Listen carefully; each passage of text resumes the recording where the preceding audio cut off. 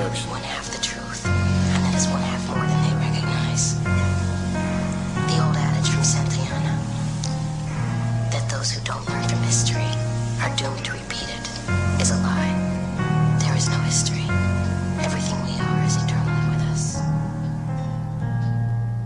Хората казват, че децата са нашето светло бъдеще, но като гледам, всички сме тръгнали към едно и също съдилище. Как да имаме вяра в децата? На челото на всяко е сложен печат. Малолетни курви за 20 тачка вече са ти в кревата и всяка изминала секунда нарушават правилата. Някакви кучки на по 16 вече бачкат като дилъри и какво очакват да ги дават по дискавъри, все едно са в групата на килъри. После майките им ходят да ги прибират от затвора и се чудят как по дяволите да изтрият срама и позора. Какъв народ сме ние, цял живот ще тъне при животите в обора.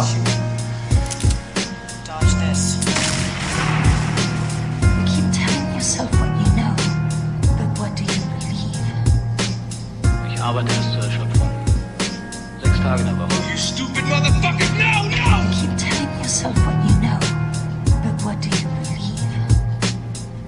Мамка му, докъде стигнахме? Какво постигнахме? Всяка ценност ли в нас сринахме?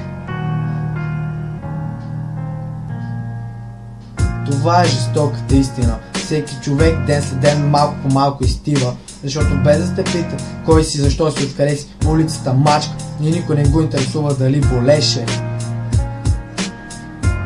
Хората не ме взимат на сериозно, а това е голяма грешка. С цялото ми уважение, тази постъпка не е човешка.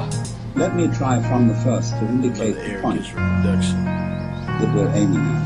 The point is this, that human consciousness is at the same time as being a form of awareness and sensitivity and understanding. It's also a form of ignorance.